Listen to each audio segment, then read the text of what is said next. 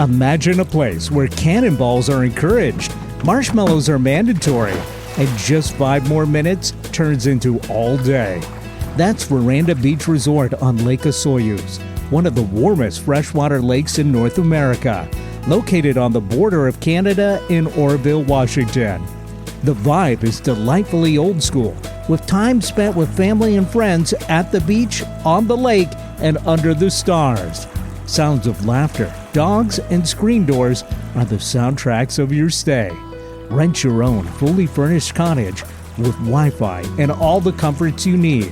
It's the best of then with all the ease of now. Veranda Beach Resort.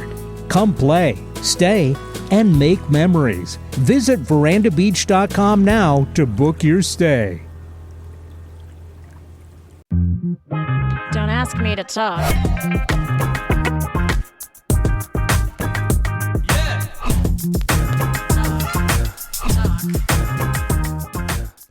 Thanks for tuning in for another edition of Don't Ask Me to Talk. I'm one of your podcast pals. I'm Eric Ryder.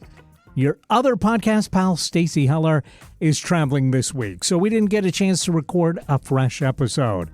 I didn't want to leave you hanging, so I thought it would be fun to put together another All Cultural Blind Spots episode. So, oops, All Cultural Blind Spots, this is the Squeakquel, if you will.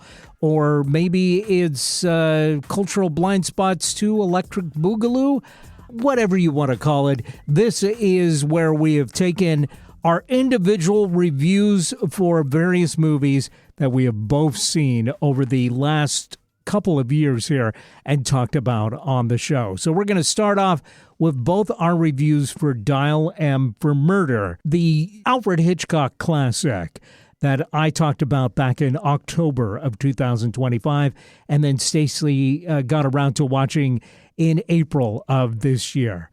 Then in our second segment, we'll talk about Project Hail Mary. We both saw this in the theater.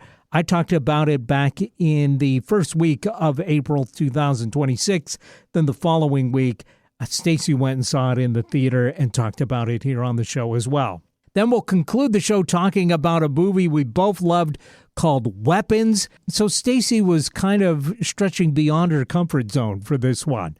But we both loved the movie and especially the performances of the actors involved. So, yes, I talked about Weapons back in February of 26, and Stacey talked about it back in March of 26. And I hope you enjoy these. Let us know what you think. Email us at asking@don'taskmetotalk.com. All right, let's jump right into our Oops, All Cultural Blind Spots Part 2 coming up right now. Well, I did something similar in that I watched a movie by an old creep. What is it called? It's a legendary filmmaker that a lot of people say was an old creep. And in this case, I think it's maybe easier to separate the baggage from the film just because honestly, I haven't dived that deep into Alfred Hitchcock's life. But I've just, I've heard the odd, like, oh yeah, he was a kind of a creep in this respect. And kind of a jerk, I guess, with some of his actresses. Yeah, exactly. So, but I mean, because he's long gone, and the fact that everybody just says, well, okay, like all his movies are amazing or a good chunk of them are amazing, that it's just, I think it's easier to just go in with no like baggage of his personal life. Sure. Whereas, watching a Woody Allen movie right now still feels like, oh, am I endorsing this somehow, Right. Like he was telling us who he was the whole time and we thought it was funny. Right. Mm-hmm. So I watched Dial M for Murder for the first time, and it's set in London, and it's 1954, so I'm kind of on this kick of watching classic British movies here before I take my trip. And this was an interesting one. I don't think it's as strong, obviously, as some of his later stuff, like Psycho and stuff like that. But it is good. It's got an interesting plot. Good acting. It's got Grace Kelly in it, who's absolutely gorgeous. And Robert Cummings and John Williams and good actors. The thing that bugs me about these early Hitchcock movies, and I've seen a couple of them, is I feel like at that point, in the 50s and before, a lot of times they really didn't know what to do with the scores. Yeah. They were almost soap opera in that I literally was about to say melodramatic. Melodramatic. It's very yeah. Bum, bum, bum. Yeah, exactly. And it's later they really kind of figured out how to finesse music in movies a lot better, to score things without it being over the top or, just kind of not gelling with a scene. Mm-hmm. And there's so much of that in this movie that it's kind of distracting. But if you can look past that and just enjoy the acting and the plot, then it's a fun movie. So, but it's not one that I would say you definitely have to have this on your list if you're watching Hitchcock movies. I would just say you really liked Rear View Mirror. What is it? What was the one that you saw? There's one that you watched somewhat recently that you were like, yeah. Oh, Vertigo. Right, Vertigo, yes. That's what it is, okay. Yeah, Vertigo is great. Psycho is great. The Birds, for all its kind of weirdness, is still a lot of fun. Yeah. But I think, Dial M for Murder is a fun way to pass, an hour and a half or so, but it's not life-changing cinematically or plot-wise, but it's still just a kind of a fun howdunit, and I do enjoy a good howdunit. So one thing that's really nice about watching some of these old movies is that they're not as long. Yeah. It's literally under 2 hours. Yeah. I mean, very often right around that sweet spot of an hour and a half. And you're like, okay, I got a lot of story and it's not a whole huge we're going to need a break kind of a timeline. Yeah. So that's been kind of nice. I'm like, okay, I'm down with a 90-minute movie. All right. Amen. And you had commented when you talked about the Lavender Hill mob. Was that what it was? Yeah. You had commented about obviously London looking so different because of when it was filmed. Oh, yeah. So is it similar because it's around the same time? It is similar, but this really 90% of the movie takes place in an apartment. And there's some street scenes, but they're pretty minor. And then another part takes place in a club. So it's very contained. Okay. You don't really get that much London in it, which is kind of a shame because I would have liked to see them take more of this plotting outside. Right. Where the Lavender Hill gang is very we're on the street, we're doing all this stuff to the point where it's yeah, they couldn't do this today because they would have to close down so many streets, busy streets and stuff. Yeah. And in this movie, it's just it's all shot in a studio. Okay. Which is fine, for the plot. But it's also the kind of thing where you would think if they had this around at the time, this would have been made for streaming and not for the big screen. Yeah. Interesting. Yeah. That's true. I mean, because that's so often there's a big difference in that. Yeah. Yeah. Okay. And then the other thing with this movie is I believe it was shot to be a 3D movie, but there's could not find a 3D print of it anywhere to watch it. Yeah, I do. Yeah. Do you really? Yeah. Wow. Are they a holdover from one time that you went, or do you have glasses that are? Yeah, I mean, there's a couple things. I mean, I have a book that's got 3D images in it that it came with. So I have that from that. And then also there's another show that I watched that also had a special 3D episode. And so they sent glasses to people that wanted them. Wow. So we've got a couple of these laying around. And I'm talking about the old kind with the blue and red lens that you watch through. But when you're watching 3D with that, the old school 3D, it still is really effective. So I would have liked to see this movie in 3D. But I don't think it takes that much away from it. but I may give it another go if I find a 3D streaming of this. And I kind of wish there was a channel, you know, that did a 3D channel. A 3D channel, because there's so many of these old movies that were made for 3D that are kind of janky movies, but you watch them in 3D and it's a lot more fun. Honestly, this is another idea. This is the idea episode. This would be brilliant to have a channel that's 3D and that's like constantly running that way. Like, what a fun thing. Yeah. Now, the thing that I actually would say that I crossed off for realsies, though, is I watched Dial M for Murder, which you watched it forever ago. Yeah, probably about a year ago. Alfred Hitchcock, classic movie. Yep. One of his earlier ones, 1954. Yep. And it really helped put him on the map internationally. You know, he had success in the UK before he came to the States, and then really made a name for himself over here with classic movies like Vertigo and Psycho and stuff. Yep. My recollection of this movie is that it was good, not quite to the level of those later movies, it seemed like. And I remember like the score bothering me too. Like I didn't feel like the score was fully integrated. But I enjoyed it overall. So I'm interested to hear your thoughts. Yeah, it's funny you say that about the score. Like one of the things that I associate with Hitchcock is very suspenseful music, and that like it really does add to the film. This, I think it's enough to say, I don't even recall the score, which is telling, because with Hitchcock, like that's totally like the like, yes, you know, with an instrument. For me, it was just kind of melodramatic, kind of soap opera-y kind of music.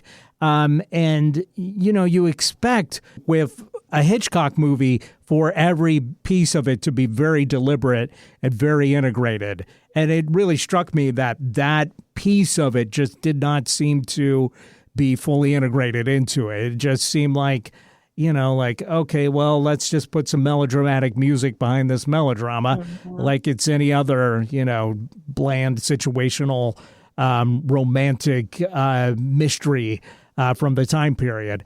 So I felt like that was lacking, but the story was compelling enough to me. It was definitely compelling. Yeah. There's a few things that it made me think of. You're very good at like sharing about a movie. My ADHD mind, let me take you on a tour. One, I was thinking like, so this is basically like a murder plot gone wrong. And like this whole crazy convoluted long con of a murder plot that with like one little thing just sent the whole thing sideways. And so the husband was constantly having to like adjust the sails. And so it kind of felt to me like an episode of Columbo or something, which I love. I love Columbo. But I would have never thought of Columbo as being like a big screen experience, like a classic movie experience. So like watching, like if Hitchcock directed a Columbo episode was really kind of like, whoa, I didn't expect that from a Hitchcock movie. Right. But still, enjoy it. I mean, so that was kind of an interesting thing. And it made me think of, this has been on my mind lately though, the whole Nancy Guthrie thing, where it's like the fact that they can't solve the case of Savannah Guthrie's, or whatever her name is, mother, who's been missing for now a couple of months, you know, taken from her home under the cover of darkness, but with cameras. Like, and this is like, apparently the only way to get away with murder is you're so bad at it, you don't follow any of convention. And everyone's like, I don't even know what to say because this isn't doing anything it's supposed to do.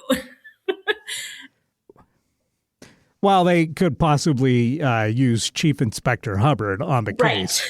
as opposed to the guy they got now. Right, exactly. So there's that. So that really struck me. It also struck me like just how formal Hollywood would have you believe that these like marriages and relationships are, and like, okay, darling, like blah blah blah blah blah. So that whole transatlantic vibe was like, oh, that's really interesting. And then because we had talked about Pulp Fiction and we had talked about what's his face's part in the movie and how it was the worst part.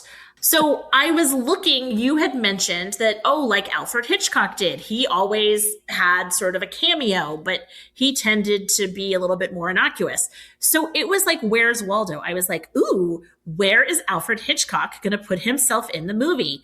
And at one point they show a photograph and there he was. That was his little cameo in the movie. And I was like, if I had not known to sort of be aware, I would not have found it. A much smarter move than doing a Quentin Tarantino and resting a whole huge scene on your shoulders as just an okay actor and not a great one. Right. So, but generally very enjoyable. Love myself like a little Agatha Christie moment, or you mentioned Columbo. I was thinking Murder, She Wrote, and the costuming and just like seeing it as a period piece and as part of Hitchcock's whole broader body of work. It was just kind of a fun watch. I was like, let me just watch something that is a complete palate cleanser from all this freaking reality TV that I had dirtied myself with. And so I felt so dirty that I figured Princess Grace would clean me up a little. So, but yeah, it was enjoyable. I mean, there's a reason why those classic Hitchcock movies are classic. That's right. Yeah. Yeah, Grace Kelly's great in it. Ray Milland, John Williams, not the composer, playing Chief Inspector Hubbard, and Robert Cummings. And this whole the one thing that struck me was how kind of like confined to like 2, maybe 3 spaces the whole movie was. And then when they like just glance at the outside, how fakey it looked. Well, it was based on a play. Right. And so it makes sense then that it's like, you can sort of envision like the people coming absolutely in, exactly like Act 2. That makes in sense. the, wherever. Yeah. So totally makes sense. It was good. And Grace Kelly, swoon worthy. I mean, she really was a beautiful woman.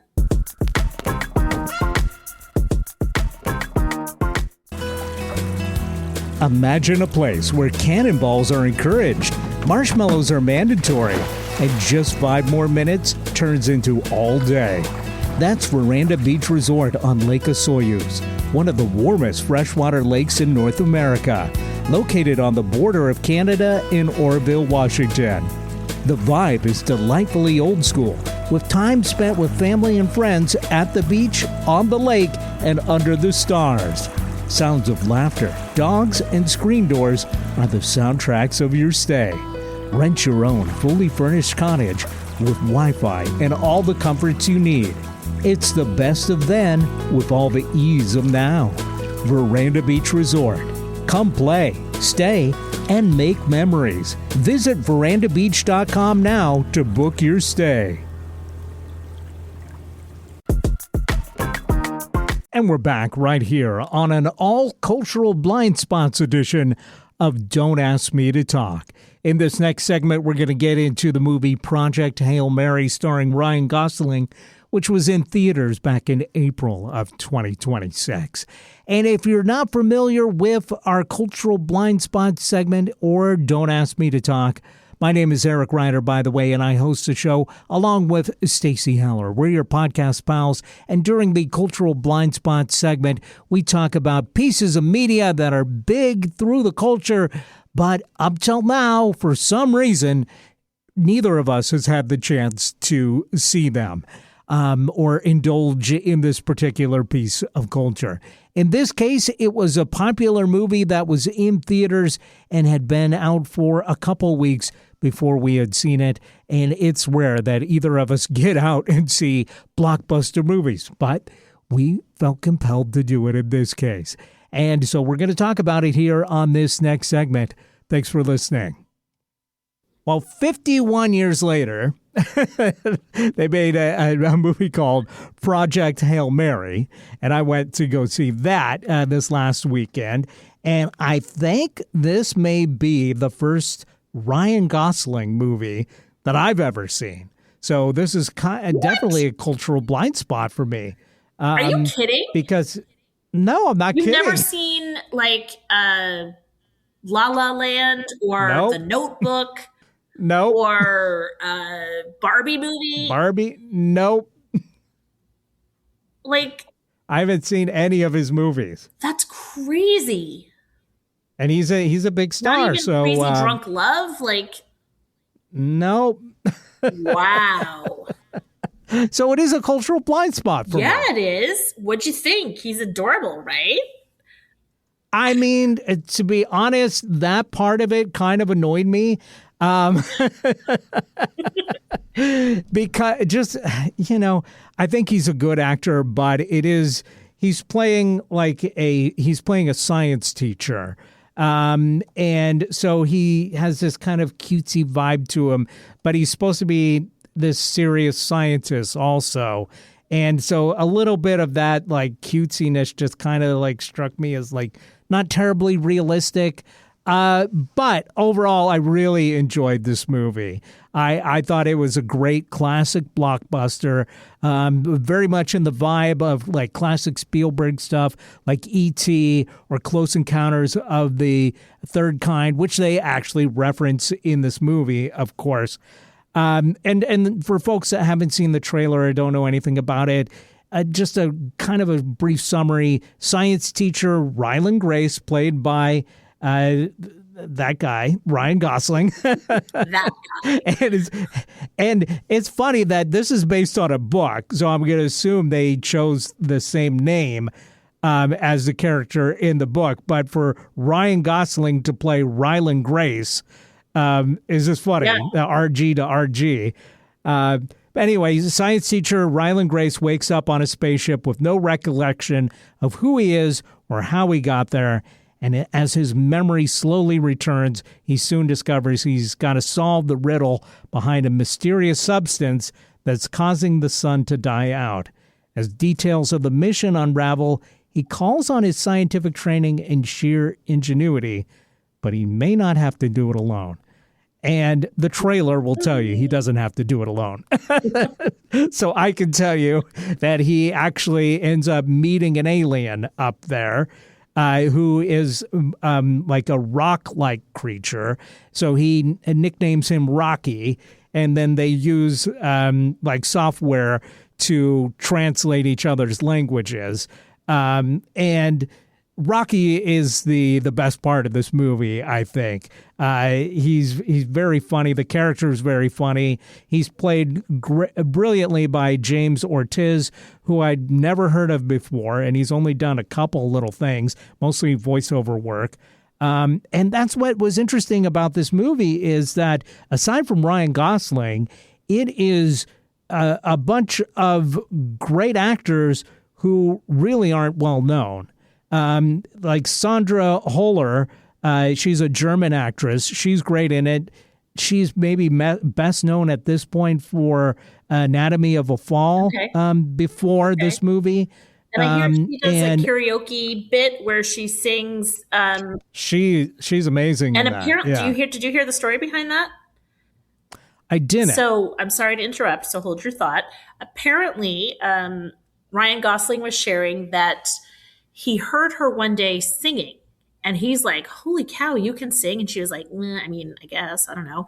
And so a couple days later, they were shooting. There's sort of an innocuous like karaoke scene, I guess, in the movie. Uh-huh. And he said, "Will you sing for that?" And she said, "Fine, but I get to pick the song." And so she picked Harry Styles' "Sign of the Times." And Oh, that's who that's by. Okay. and it ended up being like a perfect kind of, I guess, anthem of sorts for the movie. And she has a beautiful voice. Yeah, she was great. And yeah, as you said, she's a really good singer. So that was surprising because she's a German actress mainly known for serious work, but also it looks like she's done some pretty interesting movies. The one was called Suck Me Shakespeare, which is a translation of a German movie, but I can't. A German title. So it could be like, you suck, yeah. Shakespeare. Yeah, possibly. But apparently that was a big hit in Germany because they made 3 of them at least. And she's in all of them. So, yeah, she's down to be funny, apparently. But she's, the other big movie that she was in was The Zone of Interest. Another, kind of artsy movie. It's set in Nazi Germany, that one. So it's not like she's been in these big blockbusters. Right. She's been in serious roles, and she's great in it. She plays the scientist that is basically heading this mission. The novelty of him waking up and not knowing why he was there, and then having the movie kind of develop in flashbacks, I don't think is as novel as they maybe thought it was, but it still worked. Okay. It was good. I just think they could have told this in order, and it wouldn't have made a difference. Okay. But it's just because, like I said, the acting's great, the story's good, and that when we both watched Weapons and they have the POV kind of storytelling device. Yep. That seemed like really groundbreaking, whereas this, I'm gradually remembering why I'm up here kind of thing, didn't seem groundbreaking at all. It just seemed like, okay, well, they needed a way to try and not make all of this boring backstory happen for the first half of the movie, so they decided to intersperse it. But nevertheless, like I said, very enjoyable. I think anybody would enjoy this movie. And I think, very family friendly. But it's not it's not like SpongeBob or whatever. Right. It's not necessarily aimed towards children. But it's great. And the thing that was just slightly depressing to me is this movie is all about international cooperation to solve a problem. And it just felt like, man, we'd sure love to live in that world now. Right. I mean, not only international, I don't know that, but you're saying it, but intergalactic. Yes. Yeah. What a concept. Exactly. Right. God, especially in this age of Artemis and the possibilities that are out there and that kind of thing. Wouldn't it be? Well, we'll see if they bump into some aliens and hope they're friendly.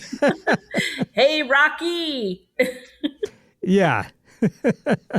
I am super excited to see this movie. And I have a friend. I think you'll like it a lot. And try and see it on the big screen if you can. Well, and I have a friend that went, and not only did... Not just on the back of a plane seat. Yeah. She went to see it, and she did the 4D experience or whatever it is, where it's you feel the whooshing air and you feel a tickling on the back of your foot or some nonsense, and your seat shakes and all that. And I'm that would freak me out.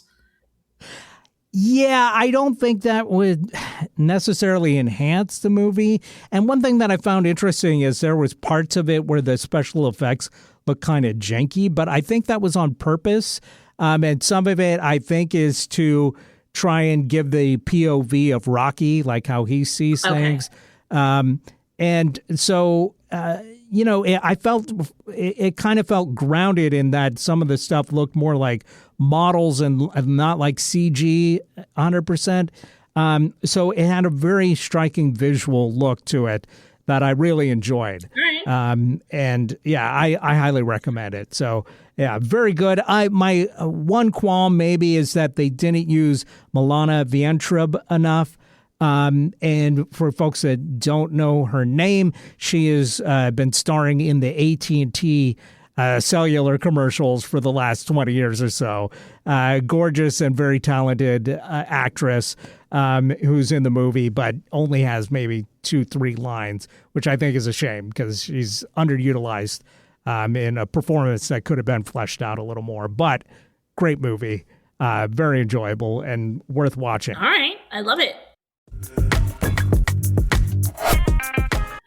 Okay. Then I went to see Project Hail Mary. Hey, I'm And interested to know what you thought because I really loved it and saw it in the movie at theater and talked about this last week on the show.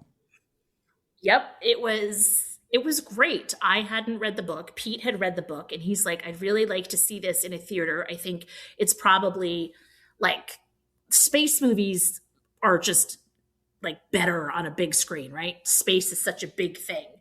And I was taking into account what you had to say about him being like a dorky teacher and whatever. And I was like, yeah, he was just sort of a dorky guy, like all around. And like the goofy things that he would do, at least he kept with it. And he was consistently like, you know, with the scientists, that's just how he was, right? Yeah. And it created then a middle school mentality of creating a relationship with Rocky.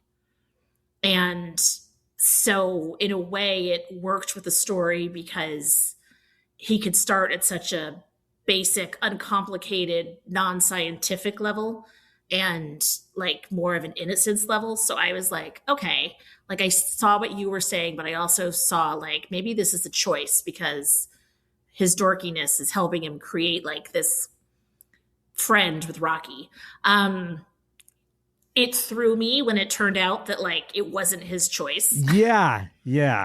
I mean, that's a huge gamble that you're taking, that the guy that's going up there to save the planet is not going up there by choice. This is a big spoiler, but it's been out for a few weeks.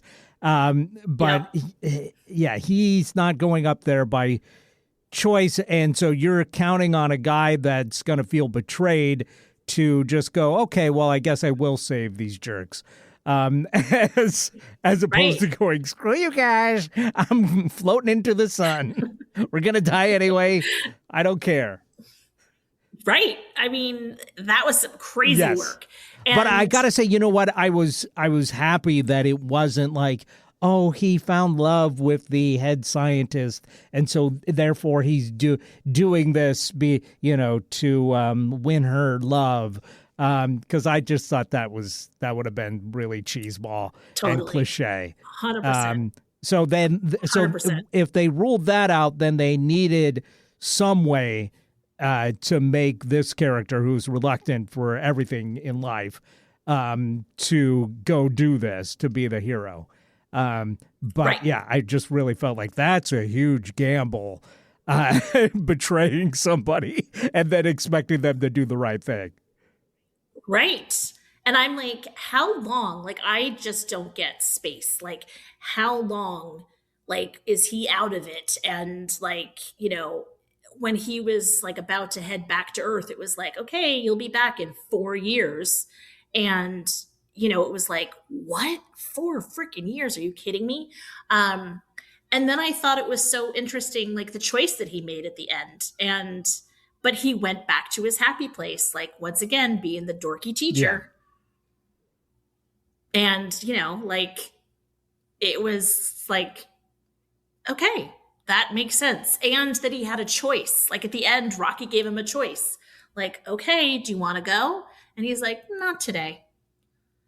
Like it was very enjoyable. And he's just a likable, like he made a likable character that I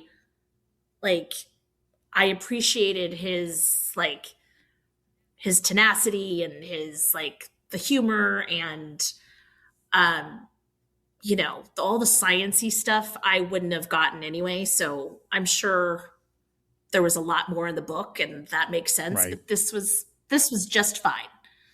Like, it was enough to sort of get it. So yeah, I thought it was great. I mean, it definitely was. I had my giant bucket of popcorn, which I finished. Did you buy the helmet? And I did not buy the helmet. Have you ever bought any of the novelty popcorn tie-in things? Oh, hell I've never no. talked to anybody that has, but they must do well because they make them for every movie. But my real question is, when you buy it, do they wash it out before they put the popcorn in, or does it still have like the factory residue on it? Probably. They probably just take it out of the plastic bag and then just put it in. But I suspect that a lot of people just buy it and Take it home, then get a bucket of popcorn because, like, they don't want all the stuff. Because I'm like, do you run that thing through the dishwasher? Right. Like, what's gonna happen? That's what I was curious about. All right, well, awesome. So I'm really glad you enjoyed it. And I think we can both recommend that to our listeners if they haven't seen it yet. And we purposely kept some of the story points vague, so there'll be plenty of surprises in this here for you. Don't feel like you've seen the movie now based on our discussion, because there's lots of stuff that we've left out over the last 2 weeks talking about it. Totally.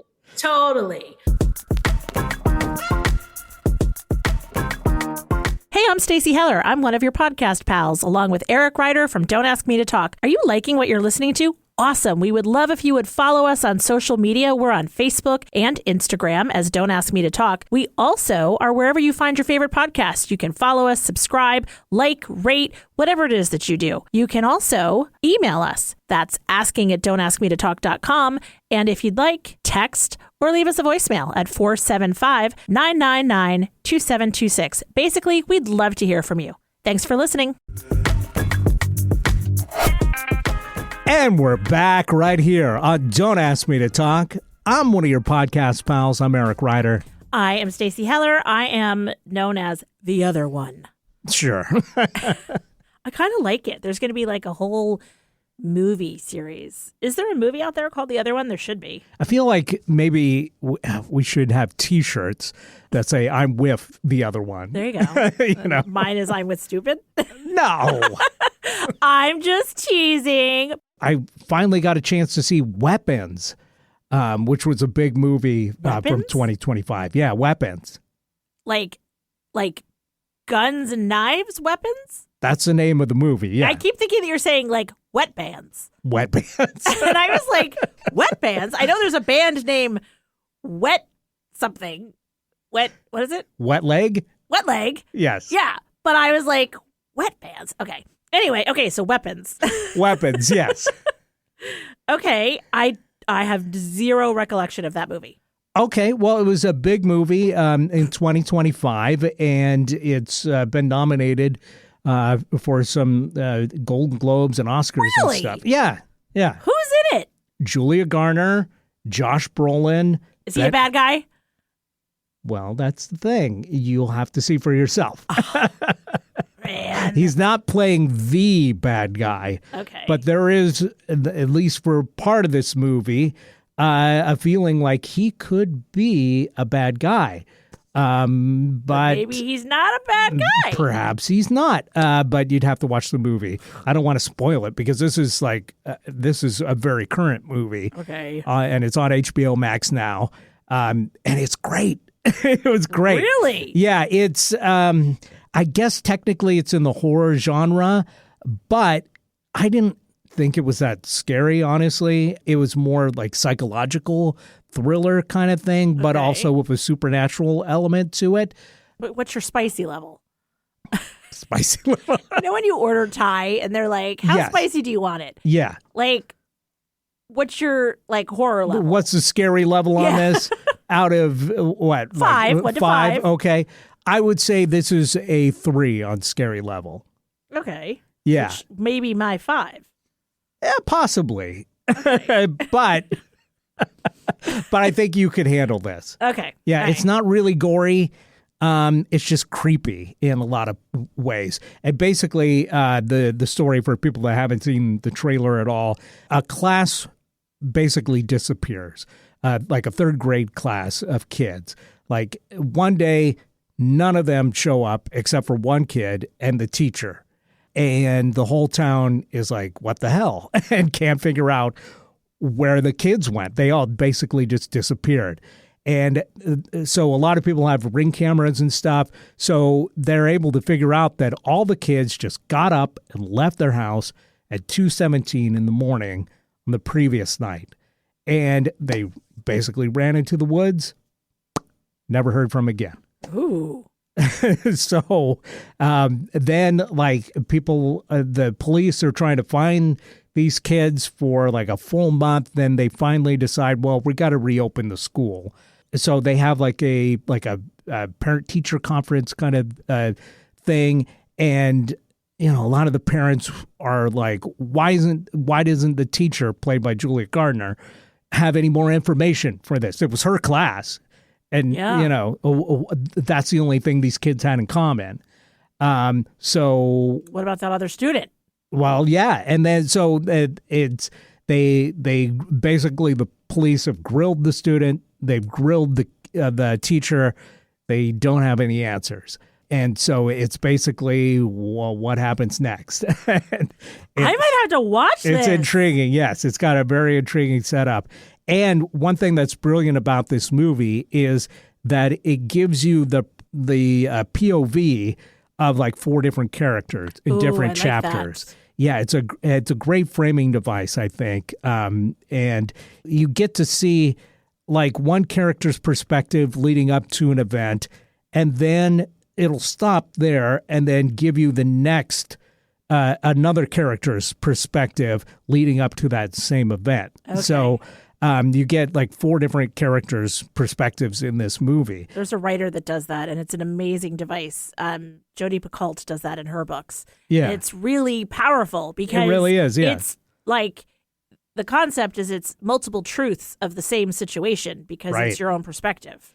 Yeah, and it's normally we get this omnipotent kind of view of like, this is exactly what happened. Right. But it really just goes to show how different people's perspectives are on everything leading up to, you know, if we had like the ability to watch people's lives, you know, as they begin to overlap with ours, we'd be really surprised, I think, of how different the perceptions of stuff is. So, yeah, this is really a fun movie. It was written and directed by Zach Krager, who also did a movie called Barbarian that does some similar things with the storytelling. And I'd say that one is probably a 5 on the scary meter as far as spiciness goes. Okay. But it's also very, very funny in parts. And that movie is like super scary. But then again, I'm not like a horror guy, but I still like enjoyed it. But it's also like super funny in parts. So it's like there's this very different tones during the movie. And this movie is similar, where there's some very funny parts and some very somewhat scary parts, but it's a little more even throughout. Okay. So, yeah, I feel like you could handle this one. And it's good. It's really good. So this one's intriguing, and I'm going to have a lot more time to, now that the house is in a truck, headed elsewhere. There's not much for me to do. And my TV is still hooked up, and I have to meet with people. So what better time than now to watch some stuff? Yeah, and Benedict Wong, for instance, is in it, and he plays the principal of the school. Okay. He's very good. And, you know, just to tie it back to the Marvel thing, of course, he was in all the Doctor Strange movies and many others from the Marvel universe. So good to see him getting some other work besides just that one character. Right. So, okay. That's a good one. Yeah, check it out. All right. Weapons. I feel like... Love to know what you think, whether you like turn it off midway or if you put down your phone. I might. I feel like, let me project here. I feel like maybe the kids are weapons. It's possible. I'm just going to put this out there so that it's been said out loud or that they've been weaponized. That's possible. So I have said it, and when I circle back, you can tell me if I was right. Well, you'll see for yourself. I if know, you watch but it. Yeah. you'll be like, oh my gosh, you're so smart. Haven't you learned yet that I'm a words of affirmation girl? Sure. I like to give gifts, and I like to get words of affirmation. Okay. So, yeah. Okay. And as I teased before the break, I had talked about the movie Weapons, which was up for an Oscar nomination this year, a few weeks ago on the show. After watching Is it actually? Yeah, absolutely. It is? Let's look it up. I didn't know our that. friend the internet. Well, yeah, I mentioned it on the show when I talked about it. Well, you don't think I listened, do you? For the Academy Award for Best Actress. Best Supporting Actress for Amy Madigan Right. as Aunt Gladys. Yeah. And she's great in this. Creepy as hell. Creepy. But deserving of a nomination for Best Actress. So let's start with you this time. I feel like I end up dominating this segment, but I love hearing your takes on stuff, especially after I've watched about it and talked about it on the show. Now, I would not say that watching a movie on a plane is the ideal way to absorb the full cinema experience. But it can be in some ways more engaging than watching at home, just because you've got nothing else to do. Yes, and it's right in front of your face. So as I've mentioned, I don't love a scary movie, mm-hmm. like a thriller in that way. And so it was sort of perfect. Well, first thing I'm wondering on that note, did they adjust the movie, edit the movie at all with the idea that it's on a plane? Because sometimes they do that. Like this movie has been altered for your plane viewing experience or whatever. You get a disclaimer at the beginning. Did it have that? Yeah. Honestly, I don't remember. Okay. That would have been helpful it may have been like formatted to fit your screen kind of thing. Right. But I don't know what I was expecting about this movie. But okay. Luckily, actually, you were there to I was like, all right, I know something's going to happen at 2:17 or whatever time it was, 2:13, 2:17. And so I was like, all right, I was not expecting a little kid narrator.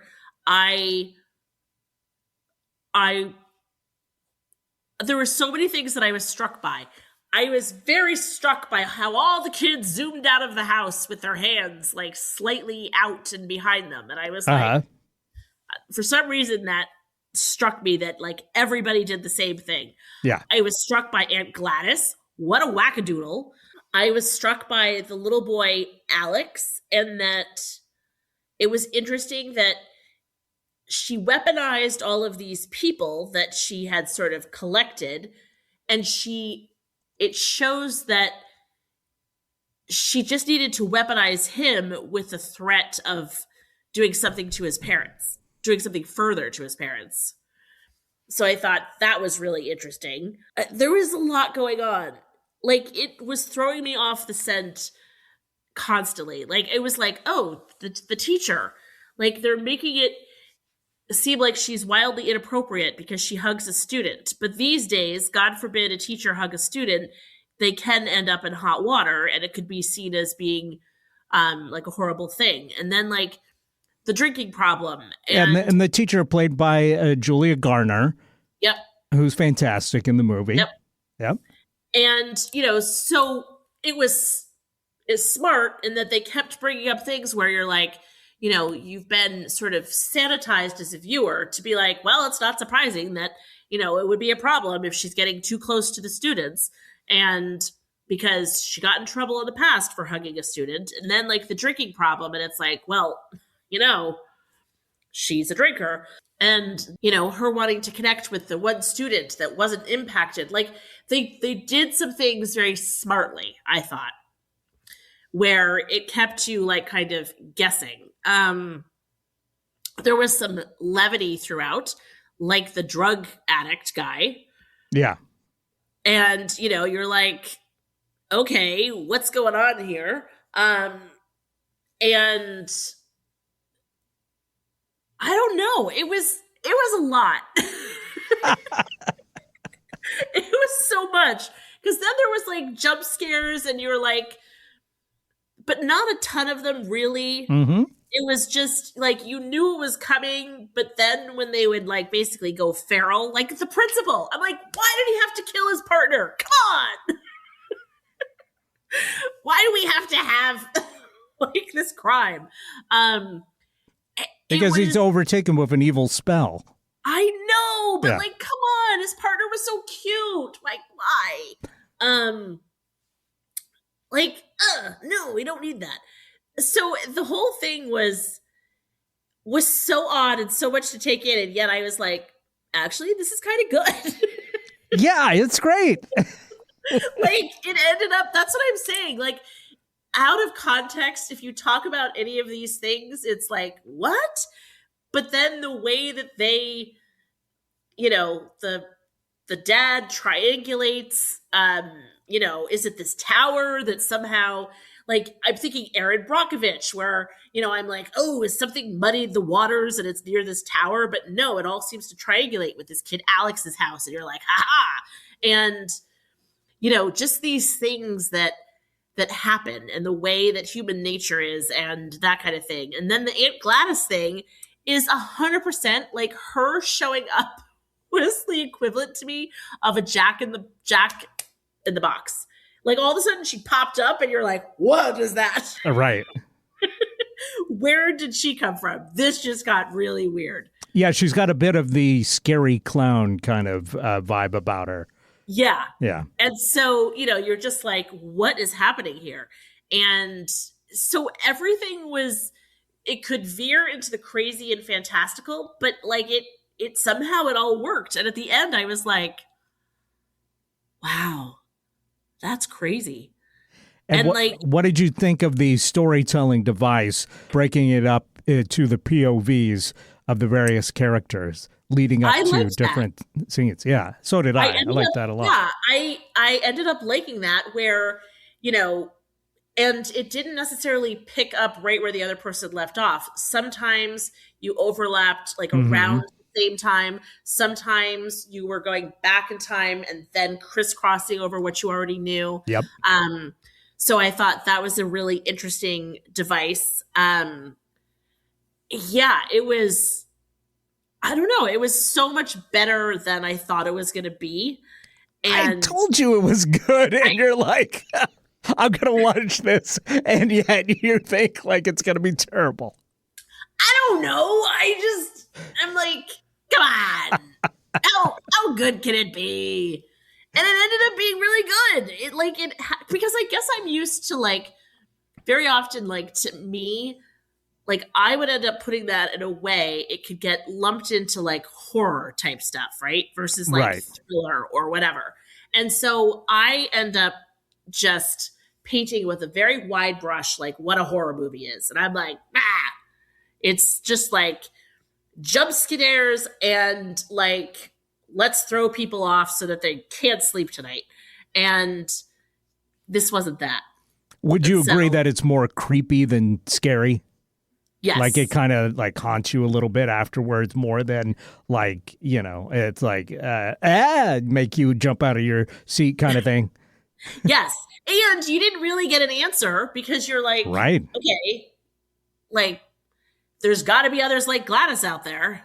Well, I was left wondering, I wonder if Aunt Gladys is actually their aunt. Is she related to them at all? Or did she just maybe like take over the life of the real Aunt Gladys? Like, is she more of a demon-like creature that just kind of took somebody's life so she could insinuate herself into other people's lives? Or is she the real Aunt Gladys, but she's just become so creepy and disturbed over time with her messing with black magic that she's willing to sacrifice her family members? I mean, it was kind of crazy, and it made you want to kind of go back and listen to the conversations that they had after Aunt Gladys had arrived. Right. And they're like, she looks like way different. And you're like, well, maybe it's because she basically has like a clown mask on. Yeah. I tell you, the one time where I went, was when Julia Gardner, as the teacher, Justine, follows the boy home, Alex, and they've got newspaper up on all their windows, and then she peeks in the window, and the parents are just sitting there like zombies on the couch, and it's just a kind of moment where it's like, oh no. And then she goes back and looks again, which I would not have done. I would have been, bye. Yeah, totally does. I'm just leaving town. I'm not solving this mystery. I don't care. Fine, guilty. You think what you want to think. Well, and and in those moments, I'm like, come on, where's your phone? Take a picture. Come on. Yeah. But you kind of can't go there. But yes, it was very, very interesting. It was interesting that they, at the end, it wasn't like, okay, well, everybody's back together now and everything's great. It was like, a year later, some of the kids are even starting to talk again. Right. Yeah. And you're like, ooh. Yes. Okay. And I feel like there's a lot of symbolism in this movie, but because it's a fairly current movie, and we just don't have that much time, I'm not going to, get into a debate on that. But I think it's one where it's there's many layers to the film. That I think people can kind of sit with and think about and enjoy, or not enjoy, maybe. But there's definitely a lot of symbolism in this movie that makes you think about it for a while. So it's not just saw it, move on kind of thing. I agree with you 100%. And like I said, there's a lot of different ways to weaponize people. And there was a lot of weaponizing going around on every level. I mean, from the girlfriend that the cop cheated on to the teacher to Aunt Gladys, and the way that she weaponized the kids, but also the way that she weaponized the parents and used them against the nephew. I mean, just a lot of different levels, and the influence that all you need is a little bit of who somebody is, and you can control them potentially. Right. And I mean, but it was more than that. I mean, at least in the movie, she's using, black magic and a special tree to help her out with this. Yeah. This is mind control kind of stuff. Rather than just emotional manipulation, which our regular aunts are masters at. You still wear that sweater I made you, sweetie? That's right. All right. Well, I'm glad you enjoyed it. I did. Because I shouldn't have been surprised. When you said, "Oh, this sounds interesting, I'm going to watch this," I was kind of thinking no, she's not. She's not going to watch this.